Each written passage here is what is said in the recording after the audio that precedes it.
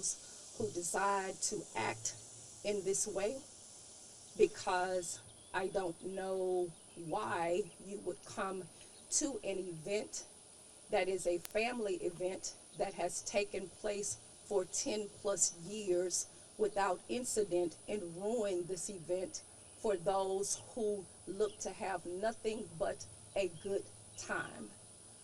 We have, at the city of Shreveport, lost 4 people last night.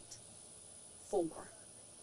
Unfortunately, as we approached this scene on this morning before we did this press conference, we realized that another life was lost. I don't have the words to share with you right now that's going to make you feel any better. So at this point, what I am looking for is justice. And I am looking for justice for these families. And I want that justice to reflect full prosecution. Full prosecution. No sympathy, no empathy. Because you didn't give any empathy to the people that you hurt. None. I am asking for every law enforcement entity, from the sheriff to the city marshal to ATF to whomever, to make sure that you work with the city of Shreveport, with SPD, to find who did this. And you know who they are.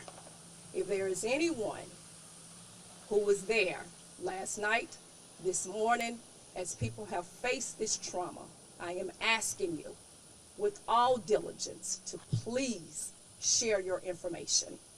You don't have to give your name, but I'm asking you to share your information, because the one thing that we need to do is to make sure that we send a clear, precise message that you will not get away with this.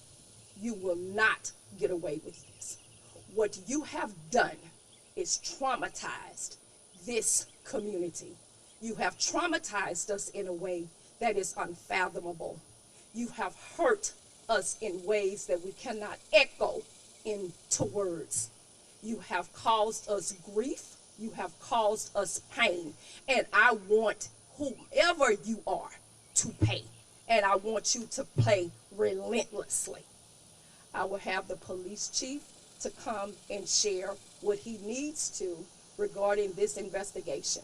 But I will echo again that what I need from the community is for you all to share whatever it is that you need, whatever it is that you can share with SPD. And the chief will give you that information where you need to call. You don't have to share your name. You do not have to do that. But I want you to share, because this is the only way that we are going to get these individuals off the street. And I'm going to leave this mic right now, so I will not say anything that you cannot articulate on the camera.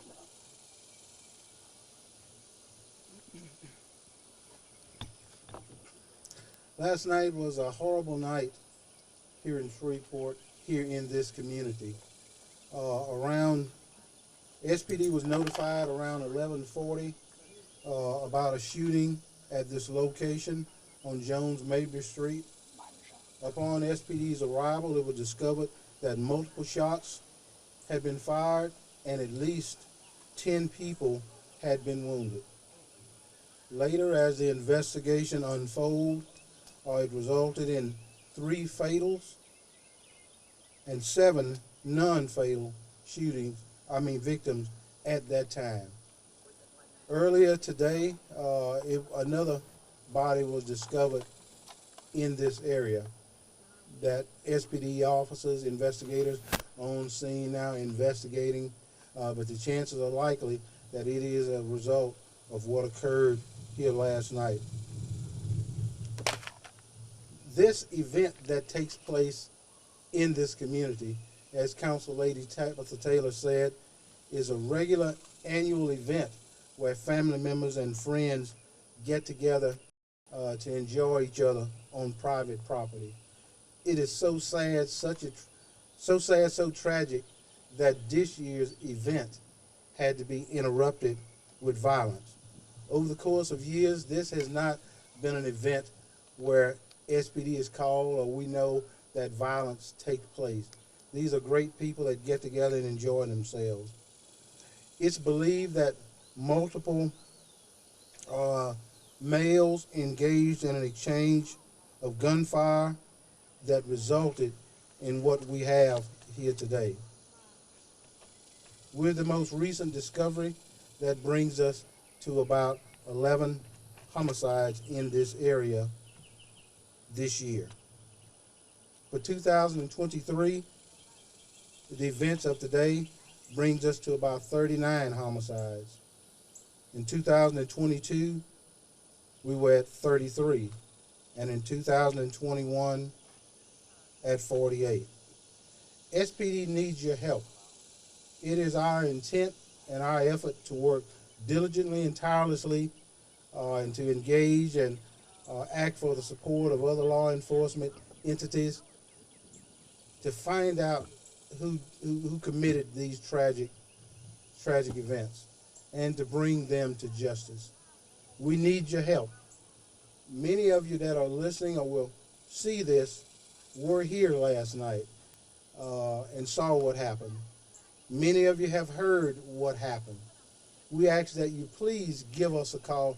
Help us to bring those who are responsible to this for justice.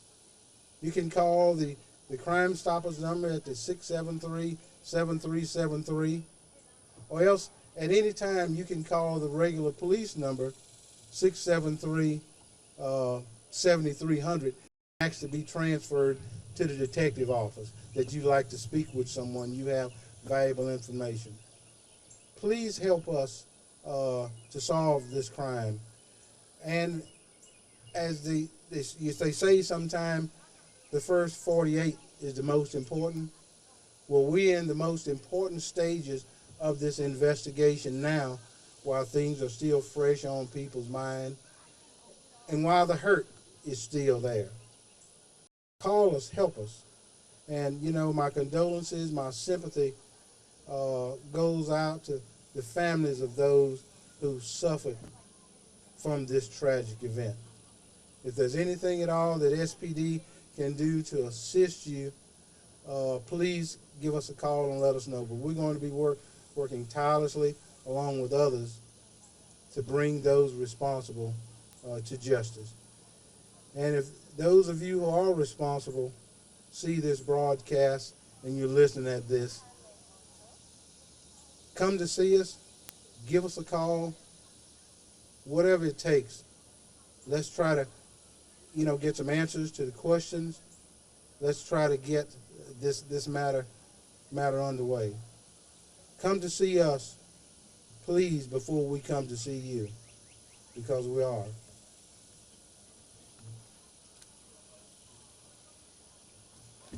I called on Commissioner Johnson and Representative Glover, who is en route, because I do believe that we need all of the support that we can get the city of Shreveport. They also represent this district.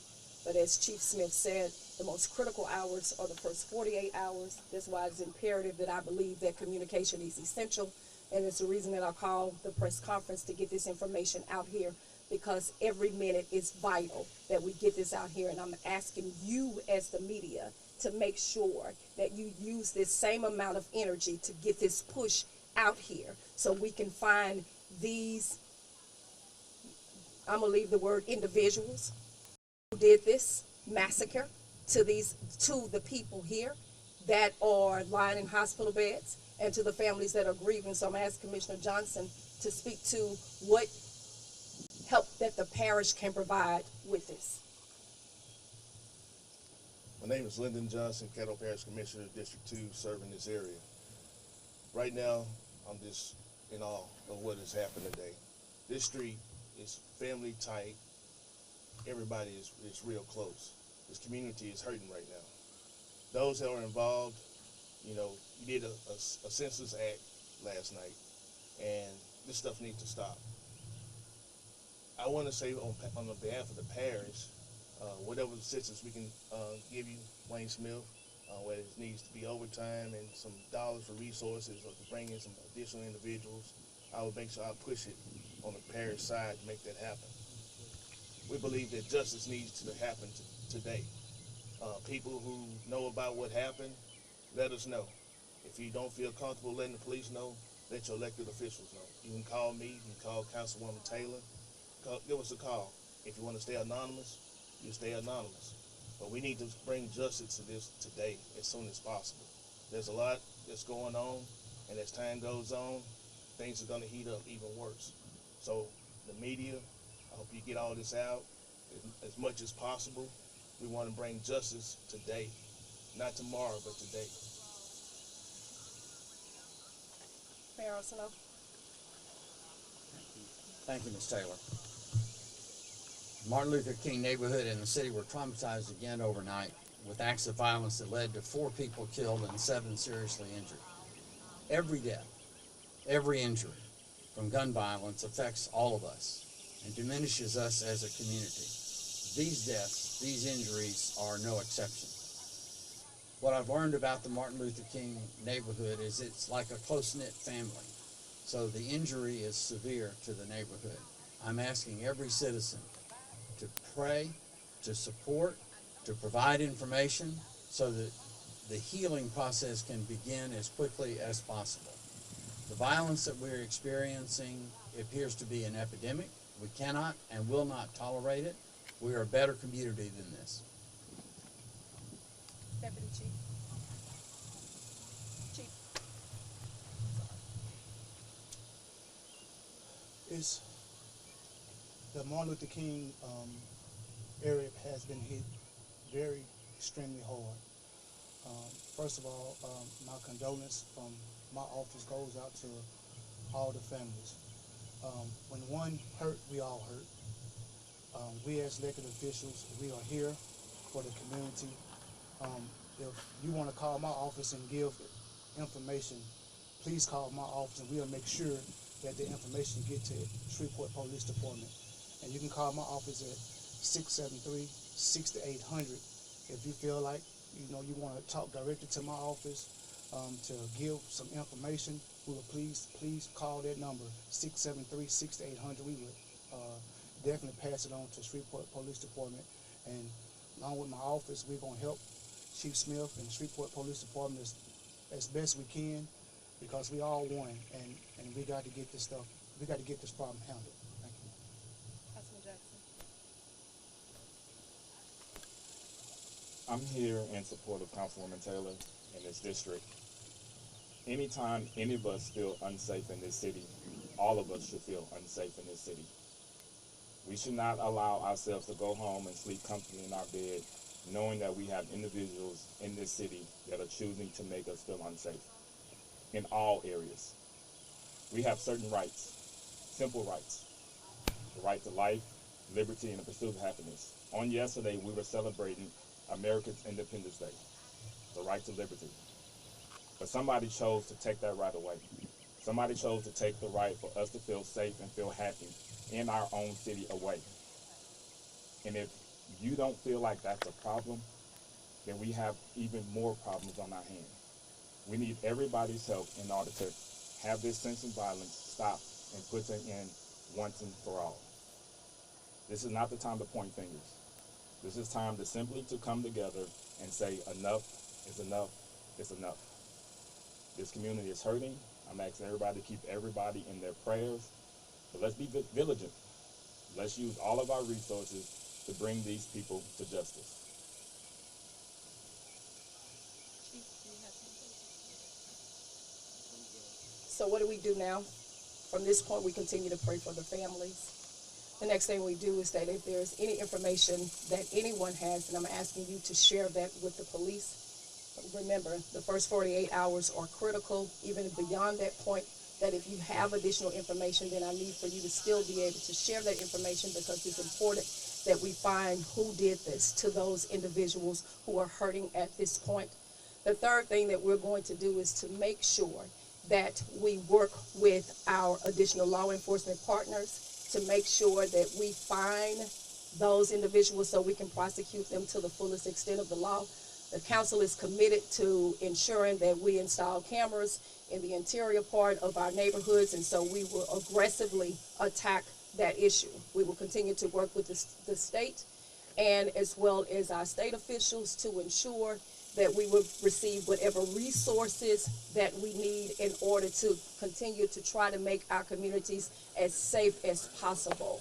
With that being said, I will take any questions that you have. Do you know about how many people were out here last night? Probably about 200 plus. Councilman, what more, this might be more appropriate to Chief Smith, what more aggressive law enforcement measures can you take with this? You've been doing quite a lot to bring the violence down in the city, but this is a horrible episode of what's going on with gun violence. What additional measures will you take or can you take? It really is. We have some interesting strategies that are in the works and that appears to be showing some good results. As we all know, there are a few evil people in our city that cause a lot of heartache and a lot of pain.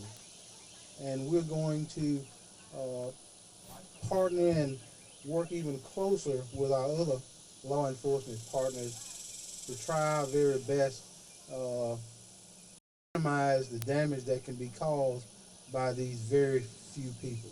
It's very few evil people that we need to bring to justice. Will those interesting strategies be brought to bear on this case in a more concentrated effort? Absolutely. And this zip code has normally been pretty peaceful. We haven't had a ton of shootings, but just this year, I think we've had 11 so far in this zip code. What do you think has changed, or do you think this is just random acts of violence?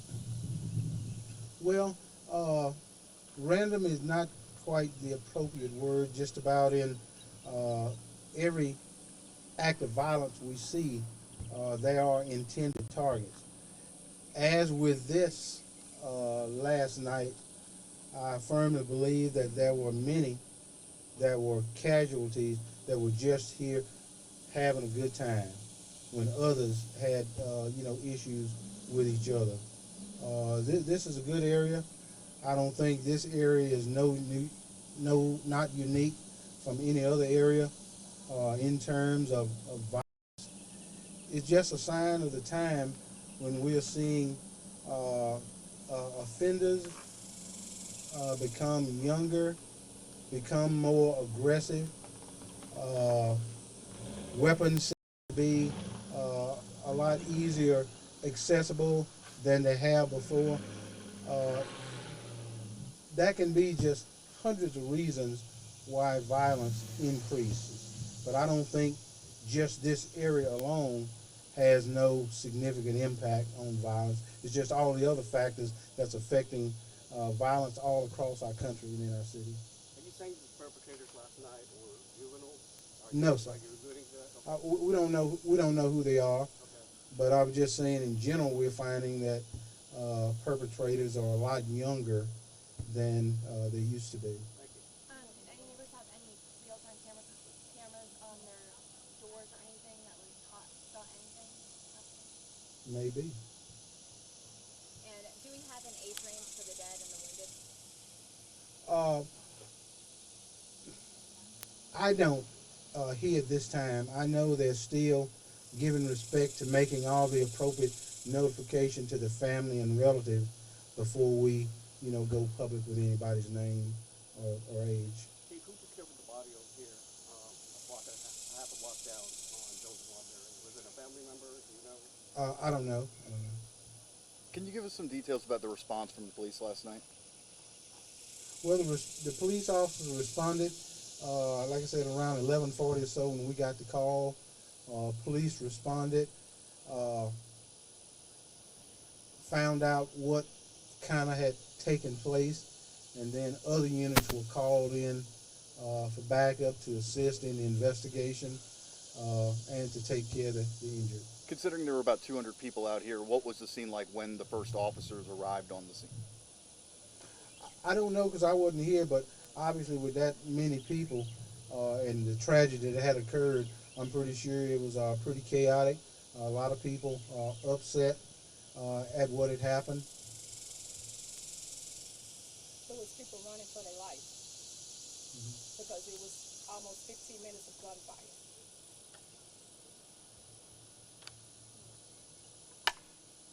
Representative Glover. When large events like this are planned or at least made aware to Shreveport Police and the information is known that there is going to be a large gathering, is there any type of patrols that go into these areas? Because we were first on scene and there was roughly about 150 cars that were having escorted out of there. You had police officers having to abandon their vehicles just to run in to render aid.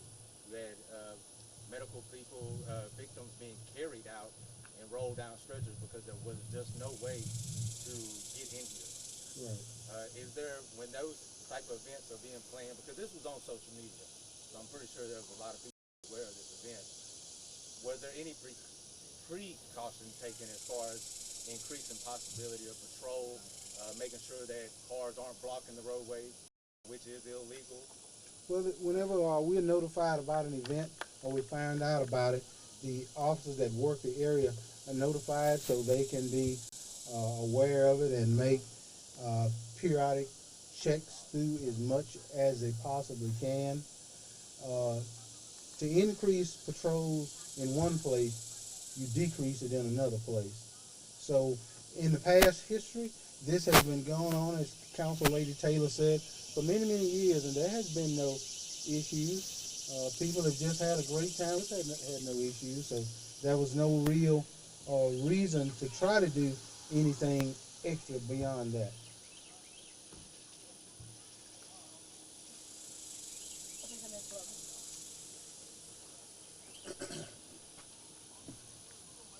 Good morning. I obviously join all of my fellow public officials here in grieving and mourning for those who have been lost and praying for the full recovery of those who have been injured. I just simply want to say that I believe that this is the kind of situation that explains why it is that throughout the course of this city's history, there have been times when there has been a need for an all-hands-on-deck response to the types of public safety challenges that we face within this city. 1990 was one of those times when Operation Thor was formed, pulled together resources from various departments to not just work the usual intelligence details, but to collectively organize themselves to strategize about how it is that you manage to be able to deliver the maximum law enforcement presence to the areas and the issues that needed to be addressed in order to be able to address the problems that existed at that time. Another time in history when that same point in time was reached was 30 years ago, 1993, when the city set at that time what was the record for the highest number of homicides in the history of the city of Shreveport, which was 86. We got about halfway through that year and realized that yet again that it was a point in time when there was a need for an all-hands-on-deck response that included not just the Shreveport Police Department, it included the Kettle Parish Sheriff's Office, it included the Louisiana State Police, it included the U.S. Marshal and every other available resource that could be brought together to figure out how it is that they work together to address the issue and challenge that we were facing at that particular time. And looking at where the homicide total stands at this point, with it being over 40 at just the halfway point of the year, I believe we are yet again at another one of those points where it cannot be possible for any of us, whether we're state officials, city officials, parish officials, federal officials, to stay within our respective silos, because all of the people, not just of this neighborhood, but the neighborhoods throughout Northwest Louisiana, look at us for solutions to these issues and challenges. And these are problems that, as we just saw over the course of yesterday, where you're talking about a place like Fort Worth, which is considered to be safer than Dallas, or you're talking about a place like Baltimore, or other places around the country that saw similar types of violence. It's clear that the solutions won't come just strictly from one city, one department, or one agency. or one level of government. It's going to have to be something that we recognize as being an across-the-board problem that has systemic roots, and we've got to commit ourselves to coalescing, getting out of our particular boundaries, out of our silos, out of our little empires, and coming together and figuring out how it is that we not only share information, but we share resources, and we share a collective effort to try and put ourselves in a position to be able to get in front of these types of issues and problems before they actually end up being able to manifest. Now, with that being said, obviously we know that there is no way to be able to stop one determined individual with a gun.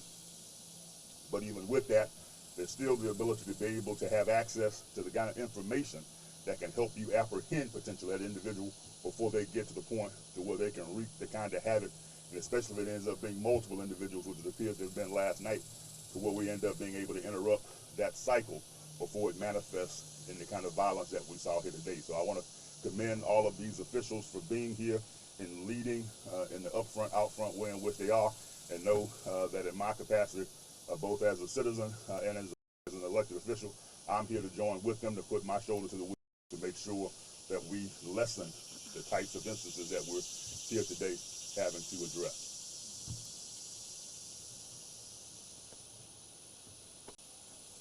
Again, I want you all to keep the family in your prayers, all families in your prayers. My commitment to my district is to make sure that I work to try to keep this district as safe as possible. My commitment to the city of Shreveport is the same. So we'll continue to work aggressively to be able to do that. And I ask for you to pray for us all. You all have a good day, and we'll keep you updated. Do you Yes, think Lorena? this will prompt the city to come up with an ordinance that a certain number of people at an event like this would need a permit to be present? Let's say over 50 or over 100. I mean, this is a celebration, private celebration, but more and more of these are getting larger and larger. It is something definitely we're going to have to look at, because at this particular point in time, it is evident no matter where you are in the United States, you can't seem to have a simple block party without somebody turning around and getting shot.